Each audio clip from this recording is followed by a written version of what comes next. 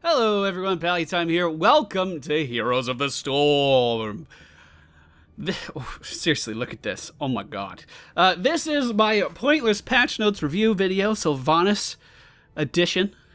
Basically, if this is the first time you've been to my channel, this is unlike all of my other videos. And if you've been on my channel, I actually didn't do this for the Lost Vikings or for Thrall. I did it for Jaina though, and I want to do it again. With Sylvanas being released, a lot of changes have happened in the game. I have the patch notes open on my other screen, and I'm going to be scrolling down them as we progress through this. So I'm probably going to, there's probably going to be some weird pauses, some awkward delays.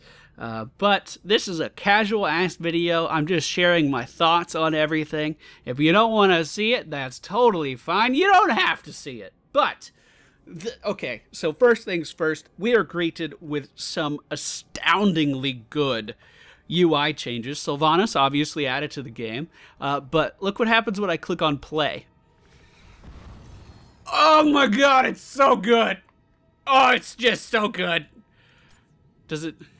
Okay, so what's the new... I haven't seen any of this yet. This is my first time seeing it too. This is what the new character selector looks like. So when we switch, okay, I was wondering if there was just some crazy cool thing for everyone. This is so much better than it was before. There's like lighting going on here. This looks amazing. This looks absolutely amazing. Wow. If we go to the shop, there's all kinds of bundles going on. If you wanted to buy Sylvanas right now, you could do that. Also, the Lunar Tiger and the Magic Carpet have been added to the shop. A lot of you are asking me how I got the Magic Carpet. Well, I bought it earlier. What you talking about? You can still preview all these characters in the shop, and if you want to try them, this is the place to do it. So I'm gonna jump right in with Sylvanas. This is her Ranger skin, which I absolutely adore. There have been several other skin changes added to the game.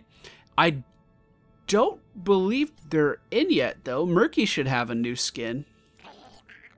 Yeah, it hasn't been added yet. Okay, so those are incoming. All right, so we're gonna try out Sylvanas. I've never played her before, as I've mentioned. This is her default skin here. The Dark Lady watches over you. Looks great. She is considered a range specialist. Her lore: Sylvanas Windrunner was not only the Dark Lady of the Forsaken. In another life, she was the Ranger General of Silvermoon, but that was before the Death Knight Arthas slew her and her people and raised her as the first Banshee. So I'm assuming they have some fantastic dialogue between the two of them. Her abilities: Withering Fire. Well, we can go over this in game. Let's go ahead and jump into it. Hopefully I'm gonna have to check this.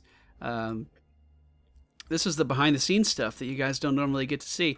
There used to be an issue in the game where it would throw your mic volume up to 100% every time you hit a loading screen.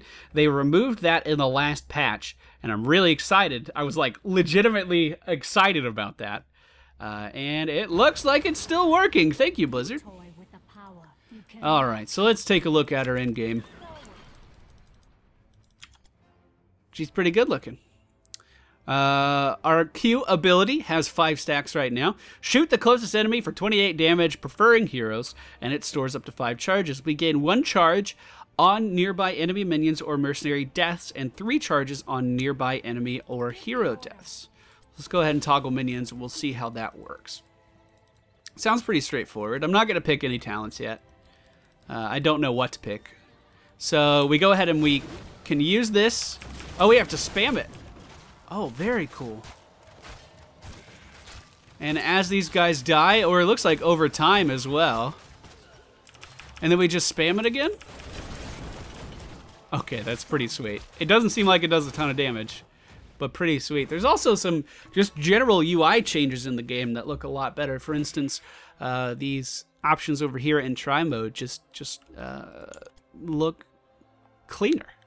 They're not one solid color anymore. They look nice. They look really nice. Our W ability, Shadow Dagger. Deal 14 damage and an additional 54 damage over 2 seconds to a target unit. So it's a damage over time ability. This effect spreads to nearby targets. Let's see how that works. And then our E ability is the Haunting Wave. Send forth a wave of banshees, dealing 41 damage to all targets. Reactivate to teleport to the banshee's location. So this is our W. This is the Shadow Dagger. It's not a skill shot, but it's a targeted ability. And it spreads to other targets. Look at that. That's pretty cool. It has a 10-second cooldown, and this is the Banshee. Let's use it to get away first. Oh, that looks sweet. Clear cooldowns. Oh, that's going to be so good. And that has a 11-second cooldown. All right. That's awesome. Man, that E ability is going to be so good for chasing people down and escaping. I already love her kit. Absolutely love her kit. All right, let's go ahead and toggle these guys back off. Our trait is Black Arrows. Basic attacks and abilities stun minions, mercenaries, and towers for 1 second. So let's go ahead and increase our level just a little bit. Probably go up to the max level, honestly. Probably, oh, at least 20, so these towers don't kill me. What that means is she is going to be absolutely amazing at... Really, it's kind of hard to describe exactly what it is. Because if a golem spawns, for instance, the mercenary, the boss golem, she can freeze it in its place. If she wants to hit a tower, she freezes it. This tower is not going to hit me. Granted, we're doing a lot of damage to it because we're level 20, but that's not really sieging if you do it to a mercenary. It's more of disabling. I don't know. I don't really know what to officially call it. But that's pretty strong. It works on forts too, I'm assuming. Oh. Oh. Oh my goodness. Does it work on the core? So we can marine... Oh, we don't have a core here, I forgot. So we can marine micro around and reposition and keep this thing completely frozen. That's amazing. That is like legitly amazing. All right, let's get out of here. I love it. I absolutely love it. Okay. We will refresh forts. We'll toggle minions back on, and let's take a look at her ultimates. The first one is Wailing Arrow. Well, let's go ahead and pick some talents. Dude, I don't know what to pick. You can get a better demolitionist. It's called Corruption. It destroys 2 ammo instead of 1. Unless that was changed, I don't know. I haven't read through all the patch notes yet. Let's just go with that. We'll go with Withering Fire. Oh, that's interesting. Man, I like her talents already. She can get Mercenary Lord, which seems weird. Follow Through seems like it would be fucking amazing on her. Oh my god, Follow Through may be one of the best talents in the game for her because of how often she can spam her Q. So it's like Q, auto attack, Q, auto attack, Q. Oh my god. That's incredible. That's like legitly incredible. Okay, so we have Possession, which is her second heroic ability. This is the one that I don't think is actually going to be used a lot. It sounds really cool. Force an enemy minion to fight for you. It gains 20% attack damage and health. And the cooldown is increased by 20 seconds when it's used on catapults. It has a fucking 4-second cooldown? Oh my god. Okay, this may be used all of the time then. This may be used all of the time then. Can it be used on mercenaries? Enemy minions, only minions. So she can walk up in a lane and be like, hey, what's up? I'm just going to take this real quick. And then I'm going to take, let's go with this one real quick. And it looks like you're going to be able to get about 3 minions per wave. I thought at the beginning that you could use this on mercenaries as well. I don't know if that's the case. But let's go ahead and reset. And I'll show you the other heroic ability as well. By the way, you guys are always asking me, should I try this character? Should I buy this character? I mean, look at what they're doing in-game, but then come into try mode. And if you like the way they're playing, go with that, man. Go with that.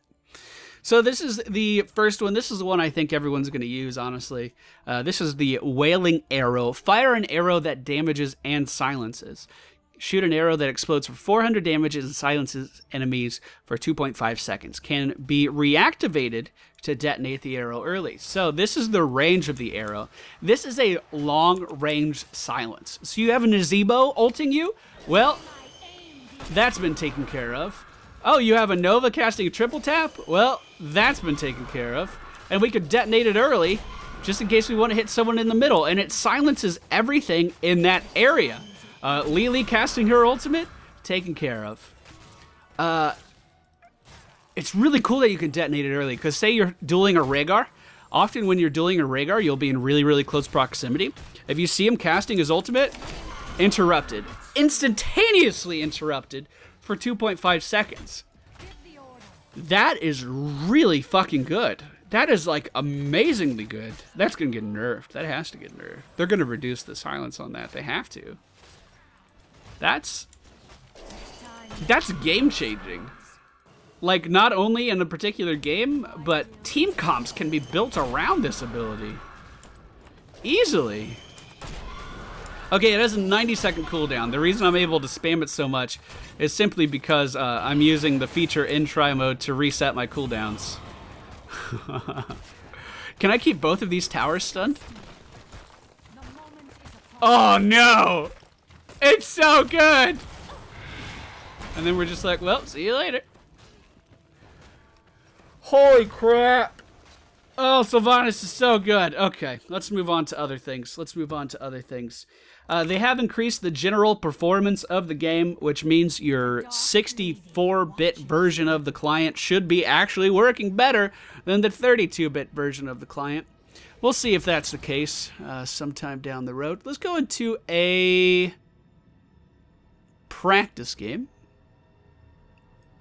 No, I think we're going to have to go into a custom game, actually. We'll pick character. I don't care who we pick. Let's pick Sylvanas. Why not? Avatar has a new icon. He looks so pretty. We'll go into a custom game, and we are going to pick the new map. This is the Tomb of the Spider Queen. Probably shouldn't be playing Avatar in this. Let's go ahead and add an AI. Sure. Start it up. I will play. It is taking me a second to get used to the new UI. I'm going to play Sylvanas. Why not? We're not going to get any XP for this. We could try her out in a game for a few minutes. This is the part where I'm going to, like, make a cut, because I appreciate your time. Alright, so this is the new map. Increases the range. Let's go with a W build. I think that'll be interesting. Anyway, this is the new map. It's really dark and dismal, which is the complete opposite of the Sky Temple. The Sky Temple, everyone feels like they need sunglasses to play on, but it has kind of the same artistic stuff. Slightly different sippy cups. The towers are very different. You can see they're bejeweled with some spiders. Oh, look at this side entrance here into the base. That's interesting. This is my first time seeing the map, so I'm not going to have a lot of, like, super good insight for you. But, essentially, the basis of this map is enemy spider minions and heroes drop magical gems. Upon death, gather the gems, get as many as you can. When you turn in gems, you can... Apparently there's some Spider Queen altars. Let me show you the gems first. I believe they come up whenever we kill something. Okay, maybe that's a little misguided. Maybe it's these spider minions in the back, which have replaced the archer minions. That's super cool. I love that E ability. Okay, well, where do we get gems? I guess this is one of the spider altars. There's one on the bottom of the map as well. Interesting. Well, Murky has 3 gems. Where did that... Oh, are these the gems right here? They come from our minions? What? I thought they would come from the enemy minions. Let's look at these spiders. I think these spiders are what houses the gems. Okay, it is the enemy minions, and then they're picking up our gems. Got it. I understand. Alright, so let's get some, and we'll see what we can do. It's going to take 50 gems to start the event, so I'm basically just going to be farming. When the enemies die, they drop their gems, but we don't pick them up. They will only last for a certain amount of time, so you're going to be really incentivized to play with your team on this map.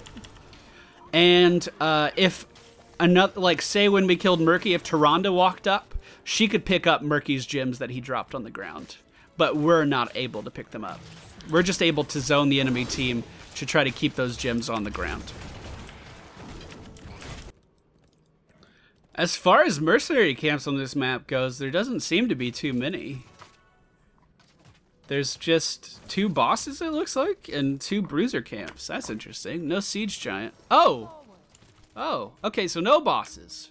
Maybe... Hold on, let me ping it. That's a boss. Oh, God! Okay, so there's one siege giant camp, 1 boss, and 2 bruisers. Interesting. All right, your web weavers are descending. Let's see what this looks like. I'm very interested. Oh, I'm getting all kinds of messages while I'm recording this. I'm sorry I'm not replying. What is going on exactly? Are they still... They're released. Okay, they're coming out of our base. They're this smoke thing. Oh my God, that's badass. Okay, so we have a giant spider in every lane that's going to be pushing. I'm pretty sure the enemy team can do something to nullify these. That has to do with their gems. I'm not sure. But down at the bottom right side of the screen, we can see the health bar of all of these guys. And we can see they're being pretty effective, actually. I should be able to help these guys out pretty substantially just by nullifying both of these towers. That's going to increase the push even more. Now, I think the reason I'm able to stun both towers at one time is simply because I have the talent that increases the duration of my trait, the paralysis trait. It was certainly interesting. They seem to be doing a decent amount of damage, and we have these guys too. They look awesome. Sorry, Rhaegar. Sorry, Rhaegar, I've not paid any attention to you, buddy. Alright, well that was short-lived. And now that we got in that little bonus from the spiders, our price increases to 55 gems. And the match continues, so that's definitely interesting. The enemy team has gotten their gems deposited, and now we can't turn in. I thought we had some way of, like, countering this. I suppose we don't. I am interested in seeing if my trait works on these spiders. Look at them. Look at the minimap. That looks so cool. Also, it's worth noting that all of my graphics options... Oh, never mind. I thought they were all reset down to nothing. That's what they said they were going to do in the patch notes. So can I freeze it? No, I cannot freeze this. Okay. But it looks like we're going to be able to focus this down no problem. I feel like Abathur would be excellent at countering these, just shielding up structures.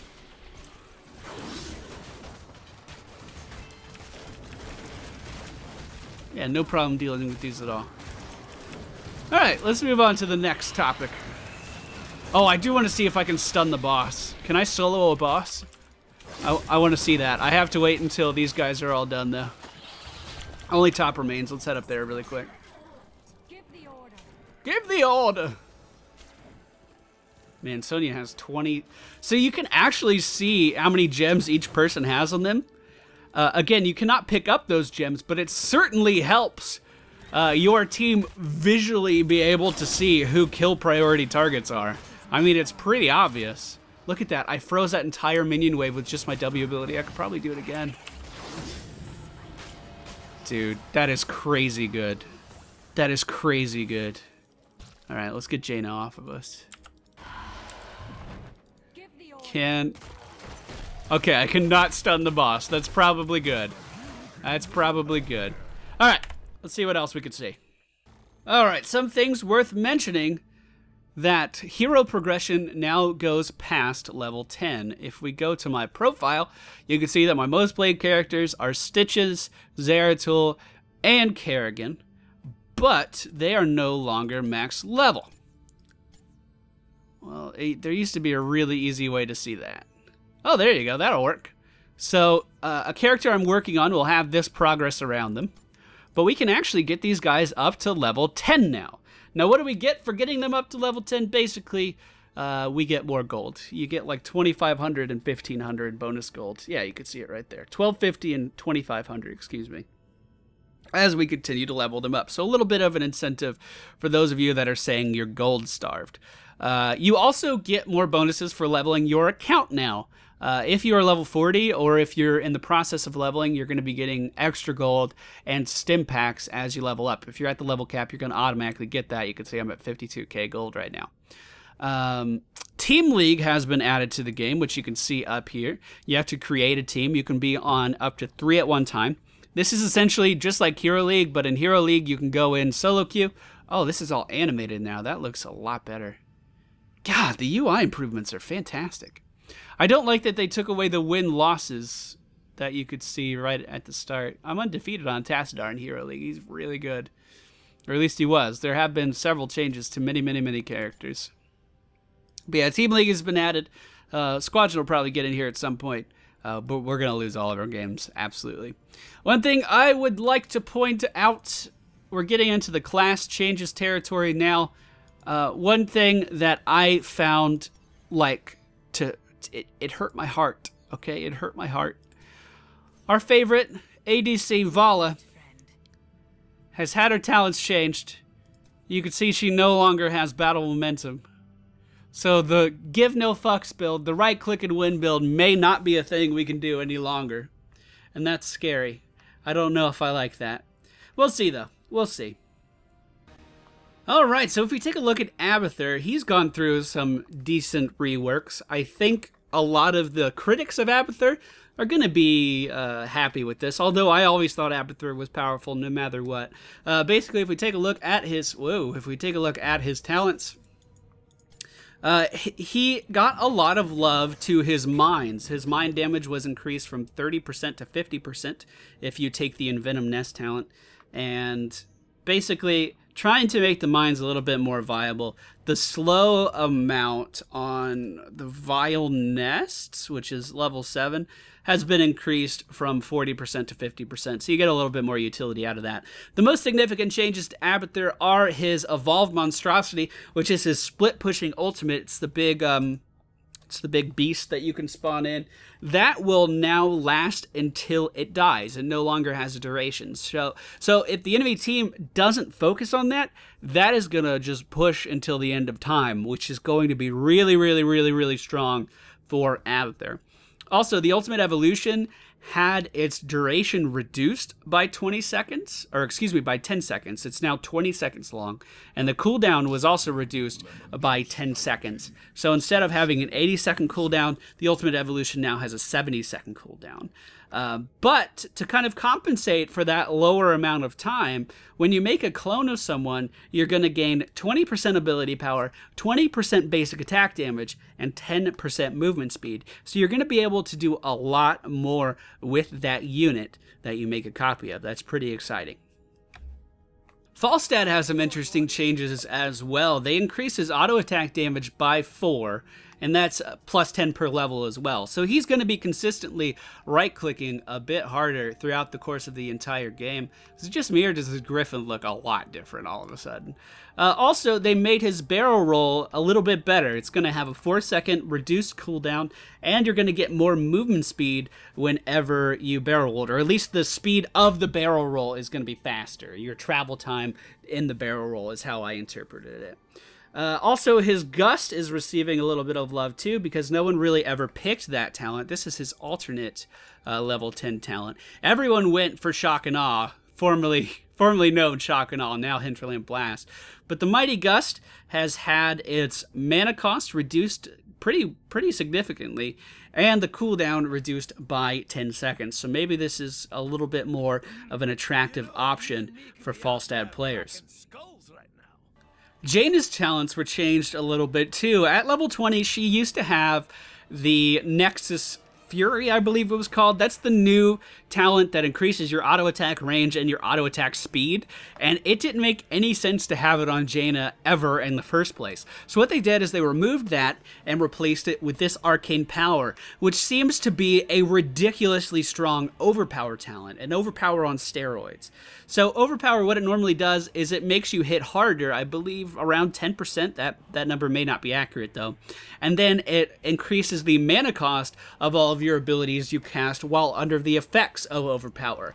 Jaina's arcane power, however, you activate to increase your spell damage by 15%, so her Q, W, E, and R abilities are increased by 15%, and it just gives her mana back, 400 mana over 5 seconds. So that seems like a crazy good talent.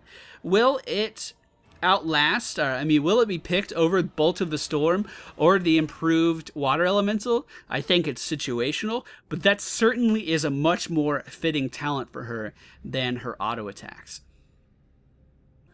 It seems like they've improved your micro mechanics for the Ultralisk, if that's the ultimate you like to pick on Kerrigan. Basically, using your R will allow you to move it around a little bit more effectively. Sometimes ulti would do what you want, and sometimes ulti would just like keep walking in one direction. So hopefully, my little Ultralisk is a little bit more reliable now. A lot of people have been saying that Murky has been underpowered for quite some time, and they're giving you a new talent to mess around with at level 4 to hopefully help address that. And that is Living the Dream. Passively grants 10% ability power every 5 seconds Murky is alive.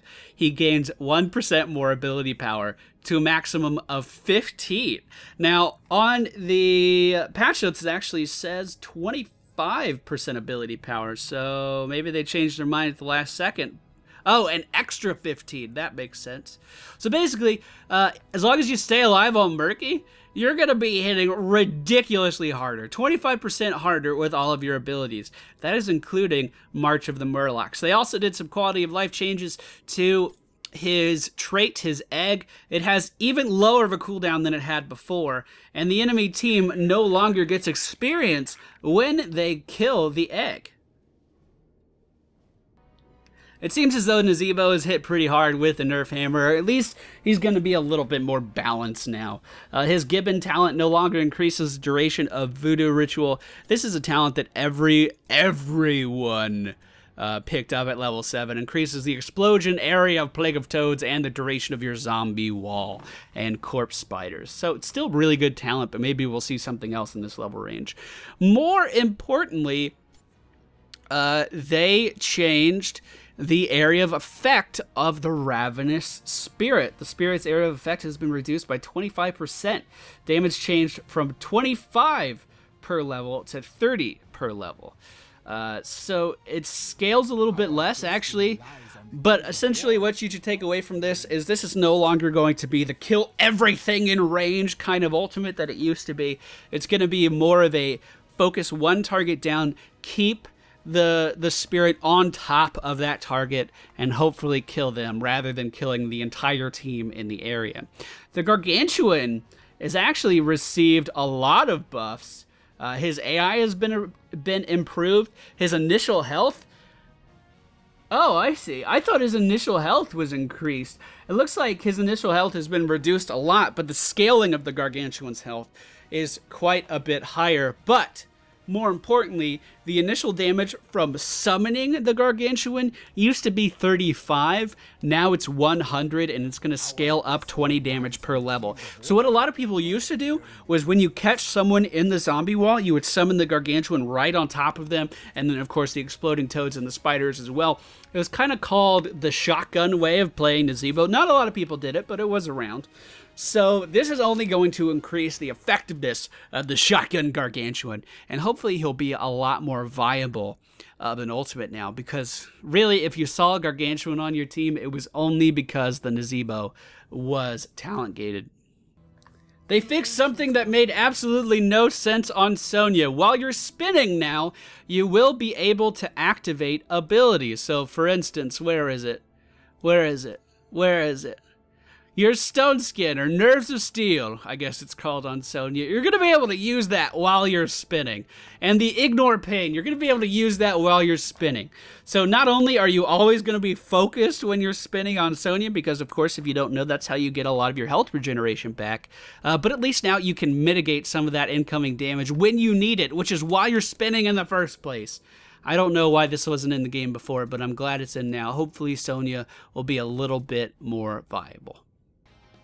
Alright, Stitches has gone through some interesting changes, and as you all know, he's my go-to hero, so I can definitely give a lot of insight to this rather than just a little bit of, oh, this happened and it does this. Like, I have intimate knowledge of our favorite abomination. So, his health is reduced from 1060 with a 260 scaling per level to 1060 with a 230 scaling per level. So basically, towards the end of the game, he's not going to be the gigantic ball of health that he was before, but he's still going to be pretty damn tanky, and remember, your E ability does heal you.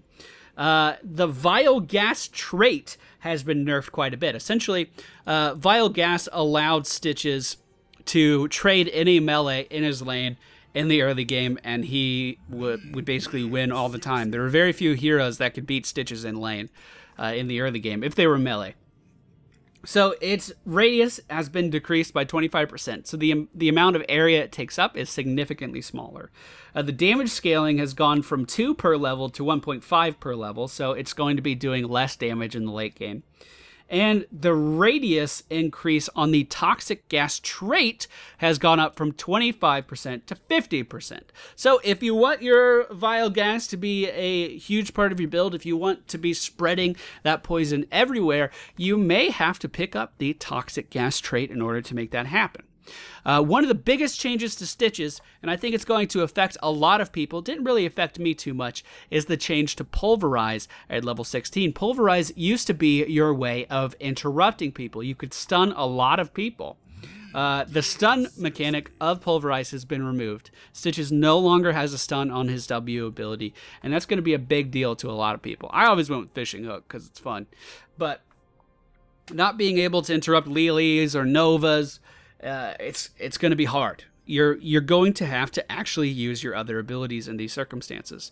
So Gorge still is a really, really good talent. Your level 20 Gorge gets rid of the movement speed hindrance that you get from using Gorge. So essentially, when you have the level 20 Gorge, you would put someone in your belly, but then you're moving super slow. Now you're going to be moving at normal speed, so hopefully you can get more people in your stomach. You can use this to interrupt ultimates, or you could just grab them, you know, with your Q ability to interrupt their ultimates. But nonetheless, it is a lot harder. It raises his skill cap, I would say, pretty substantially, and it makes your talent choices matter a lot more, in my humble opinion.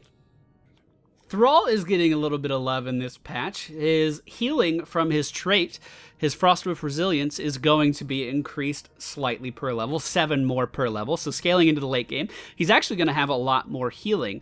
A lot of you may remember that when Thrall was released, he was like the strongest thing the world has ever seen, and then he was kind of nerfed a lot, and they're going back on some of those nerfs. His Wind Fury is going to grant him more movement speed, going up from 25% to 30%, which is a very small amount, but it should help him out a lot in teamfights because he really has to stick to his enemies. And they're making the Chain Lightning ability a little bit more efficient to cast, and increasing the scaling of the ability as well. Now, the Wind Shear talent used to be at level 1, and it's been moved to level 7. It's going to reduce the cooldown of your Wind Fury by 4 seconds. I'm trying to remember what the other...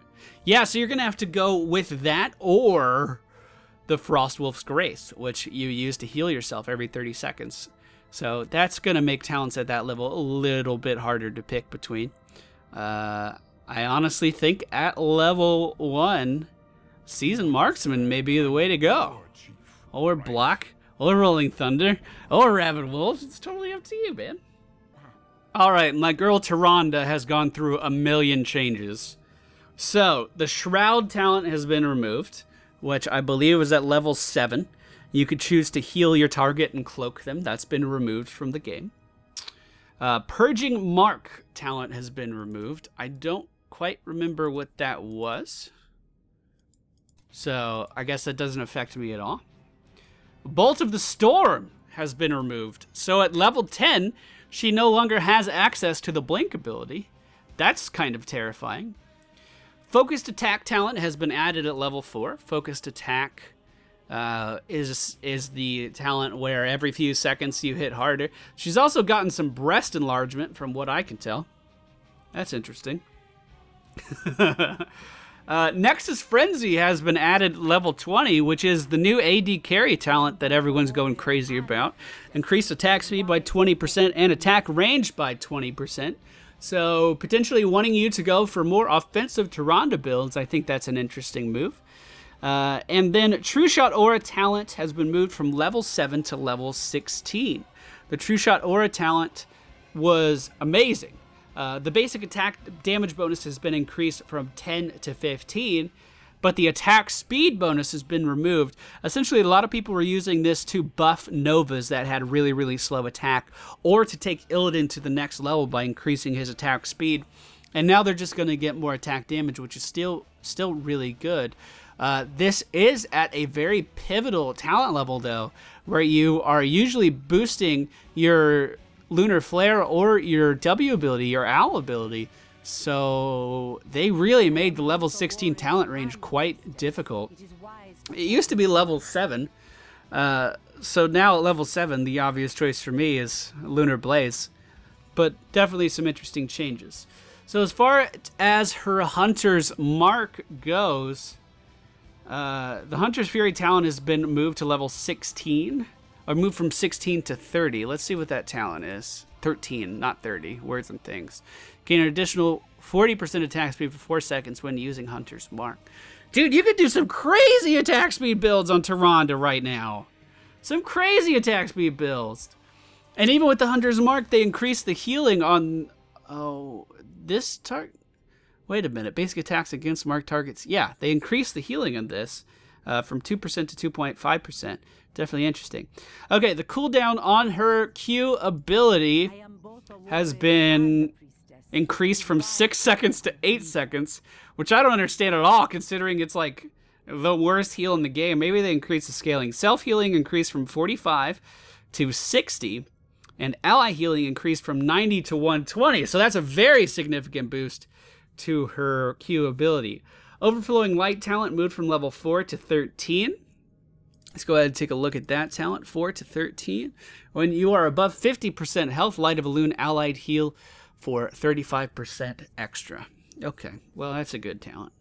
But you wouldn't be able to take that if you're going for like an offensive build, it looks like. Interesting.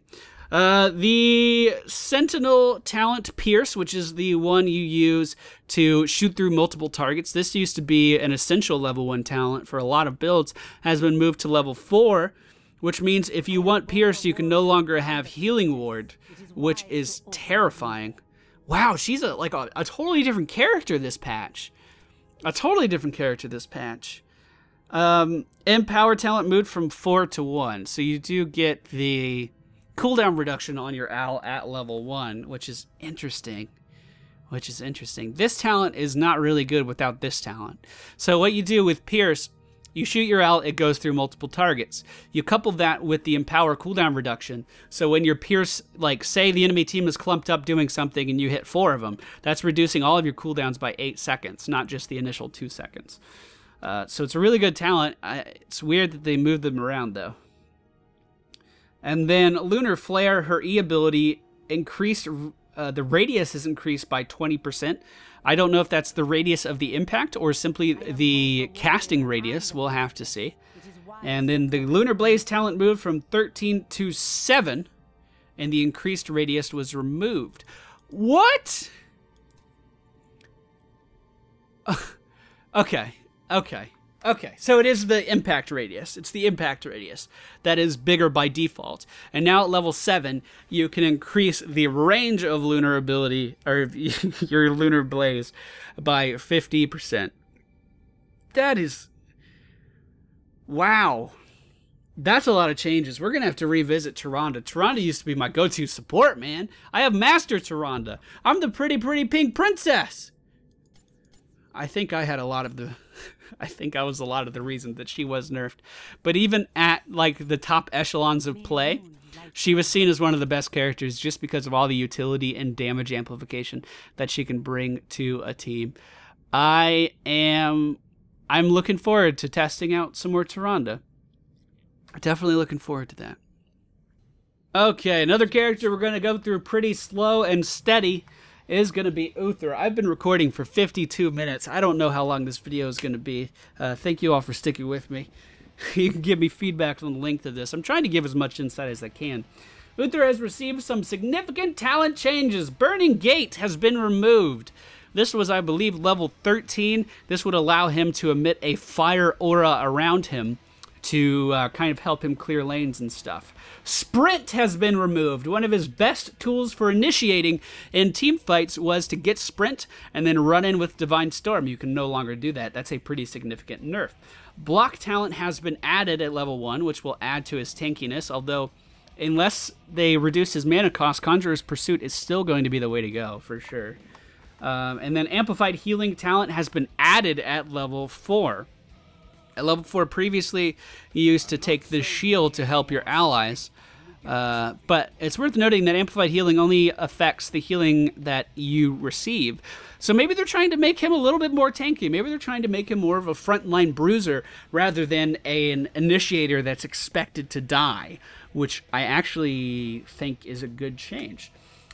New talents, level 7, Holy Fire.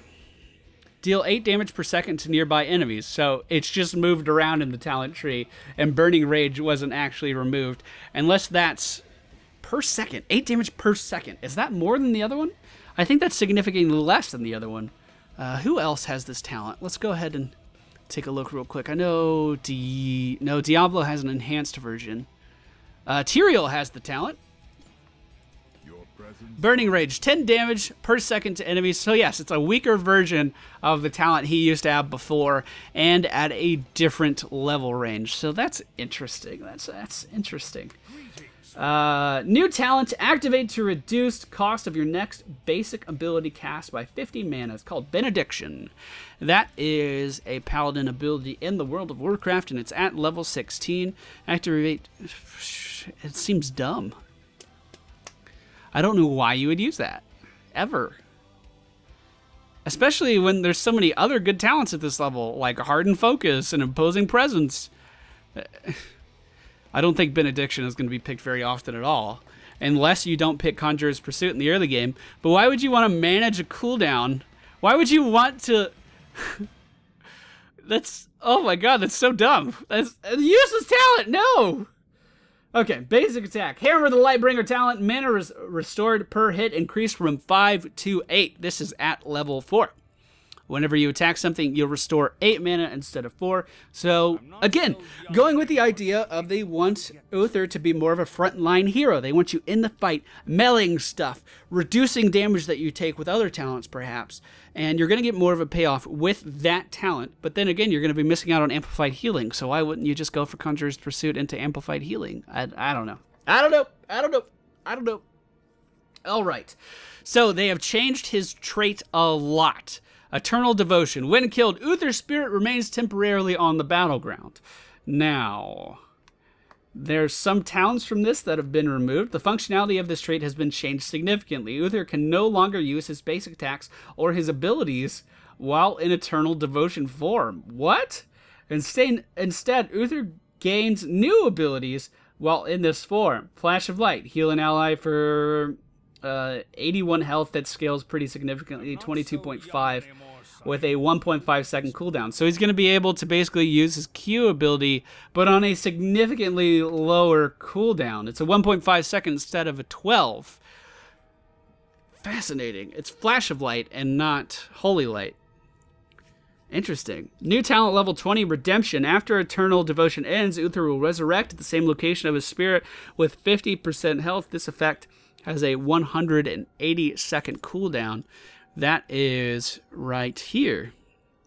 So basically when he dies in combat, he's going to be able to use his healing ability to keep his targets alive, to keep his friendly targets alive nearby, and then he is going to be resurrected at 50% health. You could assume that all of your cooldowns will continue to tick while you're dead. So then you can just pop amplified healing on yourself and you're good to go. So that seems really, really strong. But of course you're missing out on the Divine Hurricane, which was one of the best abilities in the entire game for initiating team fights. But you also don't have Sprint anymore. Wow, these are some significant changes. Okay, Holy Light. This is his Q ability.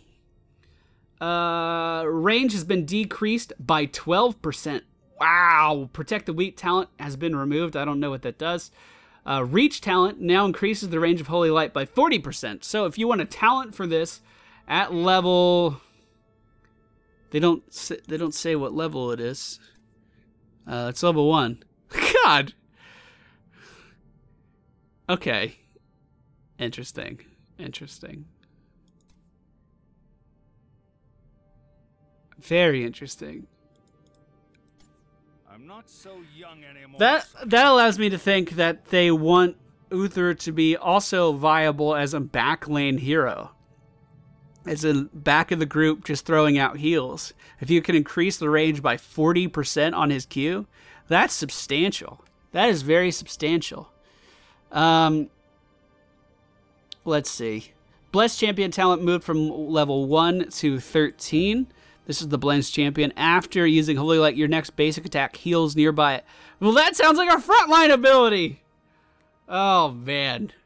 If you heal with Holy Light, your next basic attack also heals nearby allies for 30% of that healing amount. That's crazy. And then Holy Shock has been moved from 16 to 13. So they're basically making you choose if you want your heals to be more effective at healing your team, or if you want to use your heals to hurt the enemy team. It's worth noting that this is also at the same level of Shrinkway, which is one of the best talents in the entire game for supports. So they're making Uther's talent decision making really difficult, just like Tyranda's. Oh man, I feel this is making me feel weird. I don't know how I feel about these. The length of your Holy Radiance has been reduced by 16%. But you can increase the length if you wanted to. Whoa, at level... what level? At level 4.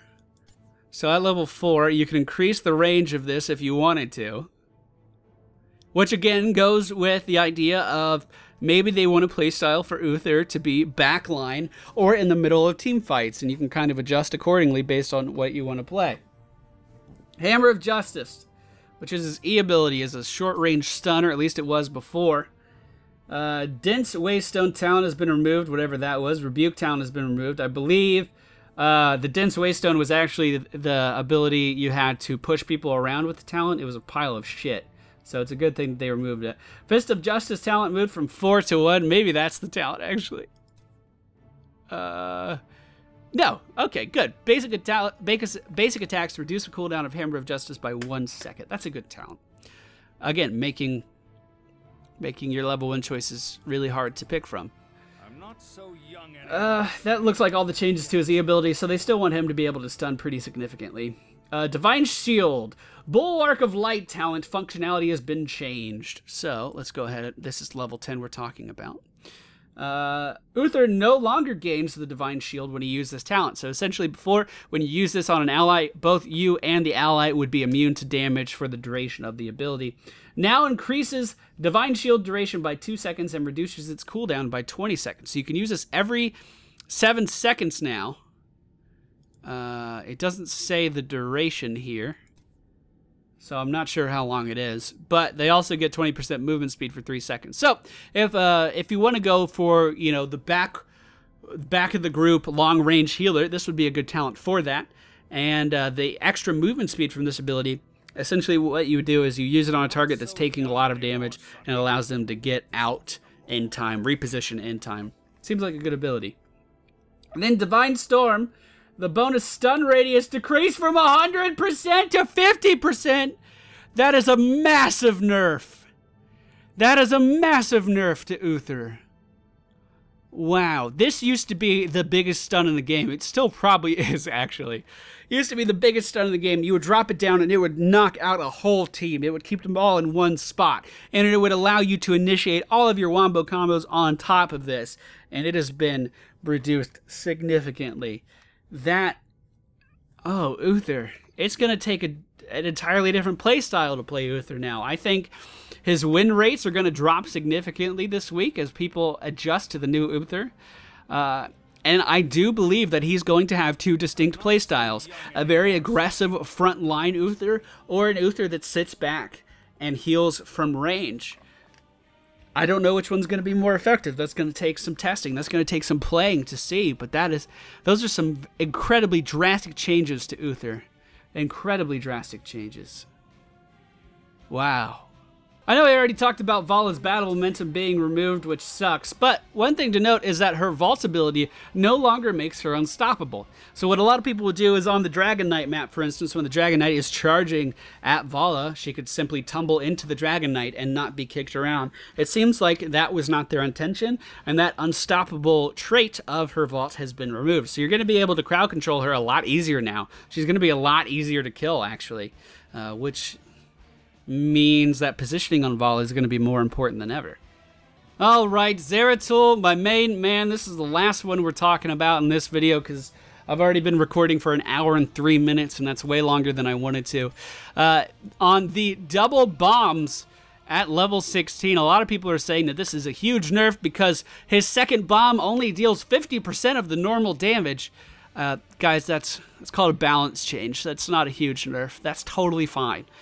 He was able to deal somewhere in the ballpark of 2,000 damage as an AoE at level 20 with Rewind. He still has Rewind.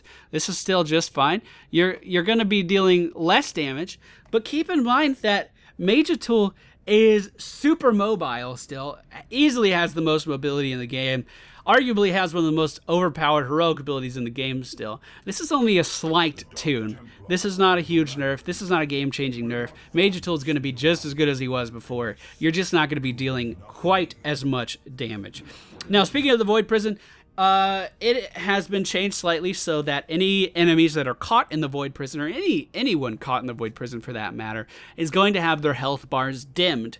This is just a step in the direction of having more of a visual representation that enemies in the Void Prison cannot be damaged. Something that's definitely going to help all new players, but it's something that doesn't really affect me at all. So, this was a very long video. I'm going to edit it down as much as I can. It's probably going to be about 45 minutes still. I would love your feedback on if you enjoyed this. This is certainly the longest form episode of my Pointless Patch Notes videos that I've ever done. I don't think I'll be doing episodes this long in the future because I've been sitting here dying to jump into a game and play some Sylvanas. But I hope you guys enjoyed it nonetheless. I'm sure you'll let me know down in the comments what you thought of it. And I will see you all later today with a Sylvanas video. Thank you all for watching. I hope you enjoyed, and I'll see you all next time.